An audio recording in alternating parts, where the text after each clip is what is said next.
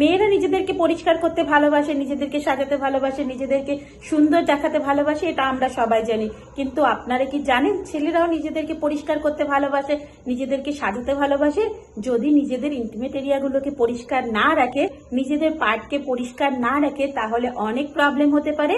হ্যাঁ, এরকম অনেকেরই হয়েছে। নিজেদের যে পিন আছে, নিজেদের যে অঙ্গ আছে, সেটাকে পরিষ্কার না রাখার কারণে তাদের কিন্তু সেখানে ইনফেকশন হয়েছে। ব্যালানাইটিস নামে একটা বড় রোগের মতন রোগ সৃষ্টি হয়েছে। তাদের ইনফেকশন এতটাই বেড়ে গেছে, সেটা অনেক খারাপ দিকে চলে গেছে। তাই নিজেদের পার্টকে পরিষ্কার করা খুব দরকার।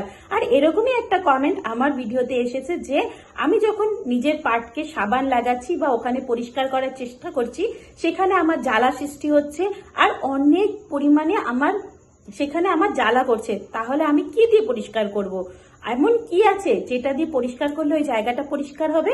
তো চলুন আজকে পুরো ডিটেলে বলি কি করে নিজেদের পিনকে সুন্দর করে পরিষ্কার করবেন, যাতে আপনাদের কোনো ইনফেকশনও না থাকে আর ইনফেকশন না হয়, কোনো প্রবলেমও না হয়। হ্যালো এভরিওয়ান, আমি সুধা সরকার, ঘরে বাইরে রাজকন্যা চ্যানেলে আপনাদের সবাইকে ওয়েলকাম। আমার চ্যানেলে এরকম ইনফরমেশন ভিডিও অনেক আসে, তাই আমার চ্যানেলে যদি কেউ নতুন থেকে থাকেন চ্যানেলটিকে সাবস্ক্রাইব করে দেবেন। দেখুন, সবকিছু পরিষ্কার করা খুবই প্রয়োজন।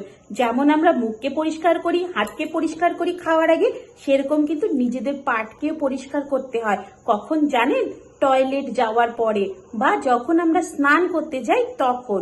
যদি নিজেদের পার্টকে পরিষ্কার না করেন, তাহলে নিজেদের পার্টের উপরে যেই ইনফেকশন গুলো আছে, টয়লেট করার পরে যে ইনফেকশন গুলো আছে, সেগুলো কিন্তু ওই পার্টের উপরে যে ক্যারাটিন লেভেলটা আছে ওটাকে অনেক ক্ষতি করে দেবে। ছেলেদের যে পিন আছে সেটার মধ্যে থেকে নিজে নিজেই কিছু তৈলাক্ত পদার্থ আসে ওই জায়গাটাকে একদম তৈলাক্ত রাখার জন্য, যাতে ওখানে কোনো রকম ইনফেকশন না আসতে পারে। ছেলেদের যে পিন আছে সেটার কি হয়, সেটা উপরের এই অংশটুকু খালি থাকে, ওর উপরে স্কিনটা হালকা থাকে, মানে স্কিনটা মুভমেন্ট হতে পারে। তো ওই যে জায়গাটা আছে, ওই জায়গাটা স্কিন দিয়ে ঢাকা থাকে, কিন্তু ওটা মুভমেন্ট হতে পারে। ওই জায়গাটার মধ্যে তৈলাক্ত পদার্থ আপনি ভেতর থেকে আসে। ভগবান এমন ভাবে সৃষ্টি করেছে ওই জায়গার উপরে একটাই মাত্র ক্যারাটিন লেভেল থাকে। তো ওই ক্যারাটিনটা যাতে সরে না যায়, তার কারণে ওই জায়গায় আপনি ভেতর থেকেই তৈলাক্ত পদার্থ আসে। ওই যে তৈলাক্ত পদার্থটা, ওটা কিন্তু আসতেই থাকে। যদি ওই পদার্থটাকে আপনারা পরিষ্কার না করেন, তাহলে লেভেল হয়ে যায়, মানে একটা দুটো তিনটে এরকম করে হতেই থাকে। ওটার উপরে একটা হালকা পাতলা একটা স্যাঁতসেঁতে পদার্থ তৈরি হয়ে যায়, যেটাকে পরিষ্কার করা খুবই জরুরি। আর স্কিনটা নিচের দিকে নামিয়ে দেখবেন, ওই যে সাইডে যে জায়গাটা আছে গোল রিং এর মতন, ওইখানে একটা হোয়াইট স্ম্যাগমা জমা হয়ে যায়, যেটা ছোট ছোট দানা দানা দানা দানা সাদা সাদা। এইগুলো কি হয়, আপনি ভেতর থেকে আসে। আর এইগুলো যদি পরিষ্কার না করেন, তাহলে ওই জায়গাটা ইনফেকশন সৃষ্টি হয়। যদি কারোর তৈলাক্ত পদার্থ না আসে, সেটা যেমন খারাপ, আর তৈলাক্ত পদার্থ আসলে পরিষ্কার না করলেও কিন্তু সেটা, ওই তৈলাক্ত পদার্থটা যদি কারোর না আসে, তাহলে উপরের ওই ক্যারাটিন লেভেলটা ড্রাই হয়ে যায়, ওটা ফেটে যায়, ফেটে কখনো কখনো রক্তও চলে আসে। তখন কিন্তু তারা সেক্স করতে একদম পারে না, এমনকি তারা যদি টয়লেটেও যায় তাদেরকে প্রচন্ড জ্বালা করে। তাই ওই ক্যারাটিন লেভেলটা যাতে সরে না যায়, সেই জন্য নেচার ওটার উপরে তৈলাক্ত পদার্থ আপনি দিয়ে দিয়েছে।